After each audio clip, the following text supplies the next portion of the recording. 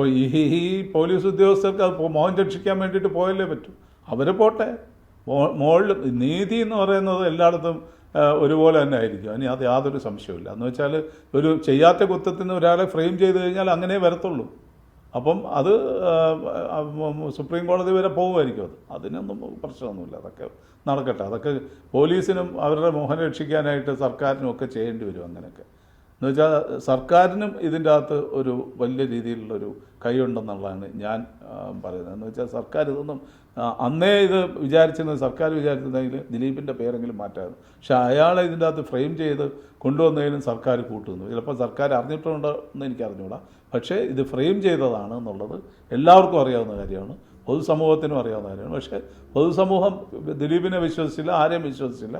പക്ഷേ ഇപ്പോൾ അവർക്ക് മനസ്സിലായി, ആൾക്കാർക്ക് മനസ്സിലായി അത് ഈ നടന്നതെല്ലാം തെറ്റുകളാണെന്ന് തന്നെ മനസ്സിലായി.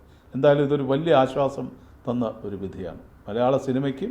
ഞങ്ങളെപ്പോലെ സുഹൃത്തുക്കളായിട്ടുള്ള ഞാൻ ദിലീപിനെ കാണുന്നത് എൻ്റെ അനിയനെ പോലെയാണ്. എന്ന് വെച്ചാൽ എൻ്റെ സിനിമകളിൽ കൂടാണ് ദിലീപ് ആദ്യമായിട്ട് ഇൻഡസ്ട്രിയിൽ വരുന്നത്. അപ്പോൾ അന്ന് മുതലുള്ള ബന്ധമാണ്. അപ്പോൾ എനിക്ക് അതൊരു പേഴ്സണലായിട്ട് എനിക്കതൊരു വലിയൊരു വിജയമായിട്ടാണ് എനിക്കും തോന്നിയിട്ടുള്ളത്.